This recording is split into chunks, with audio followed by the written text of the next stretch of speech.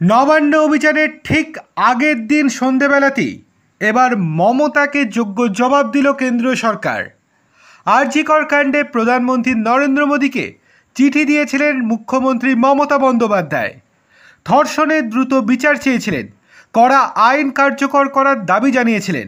এবার মমতাকে পাল্টা চিঠি লিখলেন কেন্দ্র নারী ও শিশু কল্যাণ মন্ত্রী অন্নপূর্ণা দেবী। তার অভিযোগ, বাংলায় 48,600টি ধর্ষণ ও পক্সো মামলা ঝুলে রয়েছে। তারপরেও রাজ্য সরকার অনুমোদিত অধিকাংশ ফাস্ট ট্র্যাক কোর্ট গঠনই করেনি। পক্সো মামলার জন্য মাত্র 6টি ফাস্ট ট্র্যাক কোর্ট তৈরি হয়েছে রাজ্যে। প্রধানমন্ত্রীকে লেখা মুখ্যমন্ত্রীর চিঠিতে দাবি জানানো হয়েছিল দেশে ধর্ষণ এবং নারী নির্যাতন রুখতে কড়া আইন আনতে হবে। আজকের চিঠিতে এর জবাবে কেন্দ্রীয় মন্ত্রী জানিয়েছেন, ধর্ষণ ও নারী নির্যাতন রুখতে দেশের যথেষ্ট কড়া আইন রয়েছে। ধর্ষণ এবং গণধর্ষণের মামলায় কেন্দ্রীয় সরকারের নতুন আইনের শাস্তির ধারাগুলি উল্লেখ করেছেন কেন্দ্রীয় মন্ত্রী, যেগুলি হয়তো মমতা বন্দ্যোপাধ্যায় জানেনই না।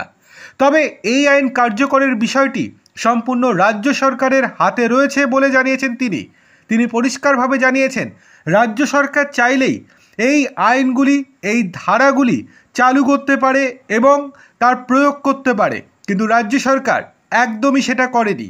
সেই জন্যই এই অবস্থা পশ্চিমবঙ্গে। মুখ্যমন্ত্রী নিজের চিঠিতে এই ধরনের মামলার বিচার প্রক্রিয়া দ্রুত করতে আর্জি জানিয়েছিলেন কেন্দ্রকে। জবাবে মন্ত্রী জানিয়েছেন, ধর্ষণের দ্রুত বিচার নিয়ে প্রকল্প চালু করেছে কেন্দ্র, কিন্তু সেই প্রকল্প বাংলায় ঠিকমতো কার্যকর করা হয়নি বলে দাবি তার।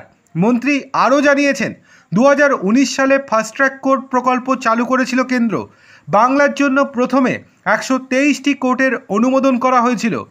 এর মধ্যে 20টি ছিল পক্সো মামলার বিচারের জন্য, কিন্তু 2023 সালের জুন মাস পর্যন্ত একটিও কোর্ট চালুই করতে পারেনি রাজ্য সরকার। এরপর ওই বছরের 8ই জুন কেন্দ্রকে চিঠি দেয় রাজ্য, যেখানে তারা এই প্রকল্পে অংশ নিতে চায়। সেই সময় রাজ্যকে 17টি ফাস্ট ট্র্যাকের অনুমতি দেওয়া হয়। এরপরে 2024 সালের 30শে জুন পর্যন্ত 6টি পক্সো ফাস্ট ট্র্যাক কোর্ট চালু হয়েছে। এই পর্যন্ত মাত্র 2024 সালের 30শে জুন পর্যন্ত 6টি মাত্র পক্সো ফাস্ট ট্র্যাক কোর্ট চালু হয়েছে।